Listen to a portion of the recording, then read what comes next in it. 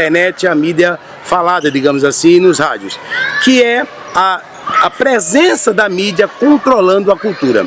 E aí vale ressaltar as ideias de um pensador importantíssimo chamado Theodor Adorno. Adorno vai desenvolver a chamada teoria crítica junto com outros pensadores da escola de Frankfurt, e ela vai trabalhar num ponto específico, que é uma visão marxista desse processo.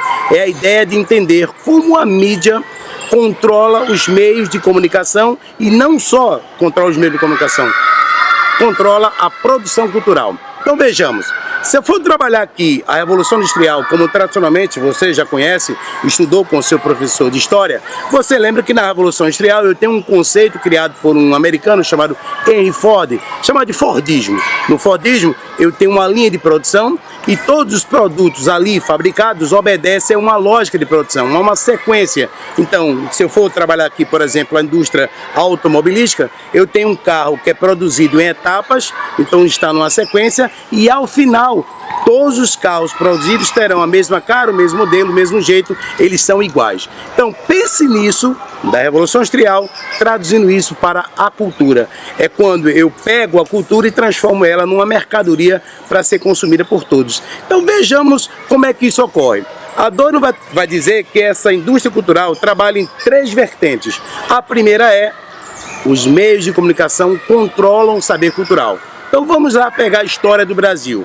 Se você entender, o Brasil é controlado, do ponto de vista de mídia, por 5 grandes empresas. Entre elas eu posso colocar aí, estou falando de televisão, eu posso colocar aí a Globo, o SBT, a Bandeirantes, por exemplo, como os 3 principais, e elas basicamente controlam 90% a 100% de tudo que é visto na televisão. Se a pessoa não tem uma TV a cabo, ou por exemplo Netflix, ela fica sujeita ao que essas empresas determinam de como deve consumir. A pergunta é: o povo brasileiro gosta de música clássica, ou o povo brasileiro não tem acesso a essa música clássica? Porque não há nenhum programa nessas 3 TVs que eu acabei de citar que tem um programa que trabalha música clássica, por exemplo.